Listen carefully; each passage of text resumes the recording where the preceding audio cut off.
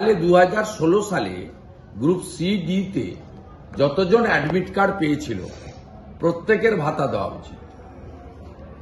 ওনার যদি টাকা এত বেশি থাকে, আমি বলবো যে তিনি যদি দিতেই চান, কেন অন্যরা নয়, কেন কেবলমাত্র সুপ্রিম কোর্টের নির্দেশে যাদের চাকরির চ্যুতি হয়েছে সাময়িকভাবে তাদেরকে কেন দিয়েছেন?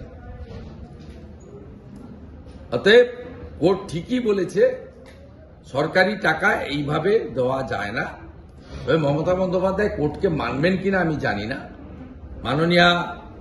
মাননীয় বিচারপতিদ্বয়ের ওবিসি নিয়ে যে অর্ডার, তারপরেও আপনি এডুকেশন ডিপার্টমেন্টে ভর্তির ওয়েবসাইটে দেখবেন ওবিসি এ এবং বি 17% রিজার্ভেশন এবং মুসলিমদেরকে রিজার্ভেশন দিয়েই অ্যাডমিশনের কাজ চলছে, ফর্ম ফিল আপের কাজ চলছে। আজকে 4 দিন হয়ে গেল যে ভার্ডিক্ট দিয়েছেন মাননীয় বিচারপতিদ্বয় তপব্রত বাবু এবং রাজাশেখর বাবু, সে অর্ডার এখনো মানেনি পশ্চিমবঙ্গ সরকারের শিক্ষা দপ্তরের ওয়েবসাইট। কিন্তু ওবিসি এ বি এবং 17% যে বাতিল হওয়া 76টা যে তাদেরকেও দিয়ে করছেন, মানবে কিনা জানি না। আমি তো কোর্টের অর্ডার নিয়ে মহেশতলা গিয়ে যে দৃশ্য সামনে দেখে এসেছি, কোর্টকে মানে বলে আমার জানা নেই। এবারে বাকিটা কোর্ট এবং জুডিশিয়ারি তো আমাদের কনস্টিটিউশনাল মেন পিলার, তারা ঠিক করবেন। তাদের হাতে অনেক ব্যবস্থা আছে, তারা কোর্ট কমপ্লেন করবেন। মমতা ব্যানার্জি ভালো করে জানেন যে কোর্ট কমপ্লেন হলে ব্রাত্য বসু বা মমতা ব্যানার্জি বা তার ভাইপো কেউ জেলে যাবে না। কোর্ট কন্টেম্প্ট হলে চিফ সেক্রেটারি জেলে যাবেন, ফিনান্স সেক্রেটারি জেলে যাবেন, এডুকেশন সেক্রেটারি জেলে যাবেন। কথা হচ্ছে 2011 সাল থেকে উনি একটা সময় তারা বাংলা চ্যানেলকেও, যেটা চিটফান্ড উঠে যাওয়ার পর বন্ধ হয়ে গেছিল, মুখ্যমন্ত্রী রিলিফ ফান্ড থেকে এইভাবে কখনো 10,000, 20,000, 25,000 বহু জায়গায় দিয়েছেন। এখনো দুটো একটা জায়গা এমন আছে আমি জানি, উনি দিতে থাকেন এগুলো। এটা কমপ্লিটলি অর্থনৈতিকভাবে অপরাধ,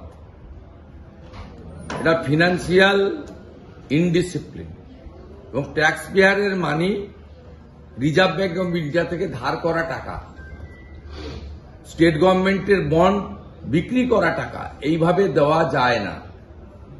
তাই কোর্টের যে সাময়িক অর্ডার, ইন্টারিম স্টে, আমি বিরোধী দলনেতা হিসেবে একে ওয়েলকাম করছি।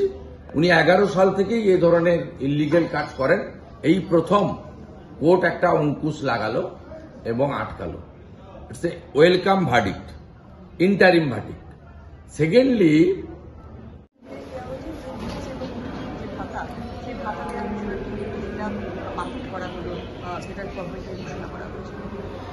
দেখুন, রাজ্য সরকার যখন এই ভাতা দেবার সিদ্ধান্ত গ্রহণ করেন, সেই মুহূর্তে এই ভাতা দেবার প্রক্রিয়া নিয়ে অনেকের মনেই প্রশ্ন জেগেছিল।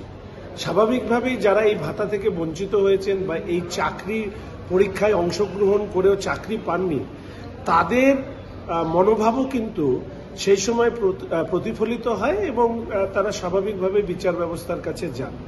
হাইকোর্টের রায় সবে দেওয়া হয়েছে। হাইকোর্টের রায়ের পুরো প্রতিলিপি পাওয়ার পরে হাইকোর্টের পক্ষ থেকে রাজ্য সরকারের এই মনোভাব সম্পর্কে কি ধরনের মতামত প্রকাশ করা হয়েছে তার উপরে দাঁড়িয়ে প্রতিক্রিয়া দেবে।